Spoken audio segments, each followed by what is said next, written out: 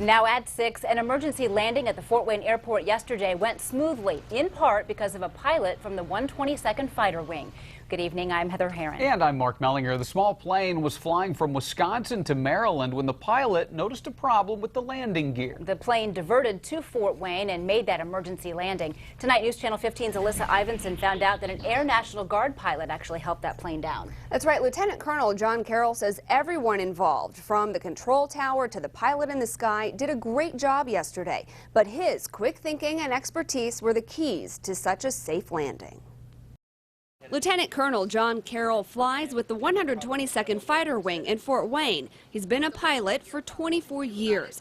Yesterday, he was on base when he heard a plane was coming to the airport to make an emergency landing. I heard on the radios that he was intending to possibly land on the grass. That caught his attention. Carroll's flown Bonanzas for years, the same kind of plane that was having trouble, and he knew landing on the grass.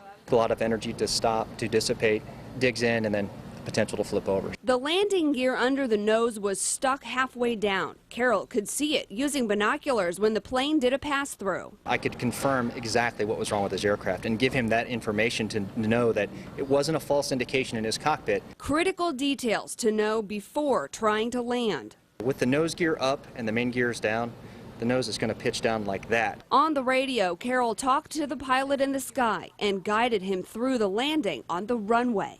Land the aircraft on the runway as slowly as possible, pulling the mixture to, shutting the motor down before the nose touches the ground, shutting the fuel off. Carroll says the pilot was perfect, staying calm and doing all the right things. The plane slid on the runway for more than 100 feet before stopping.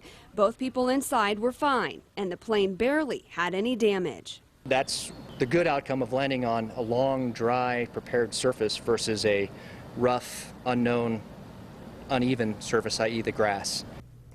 Carroll says all pilots train for emergency situations like this, and falling back on that training is important. But we're told that had Carroll not been there to tell the pilot to land on the runway instead of the grass, all this might have a very different ending. Okay, thank you, Alyssa.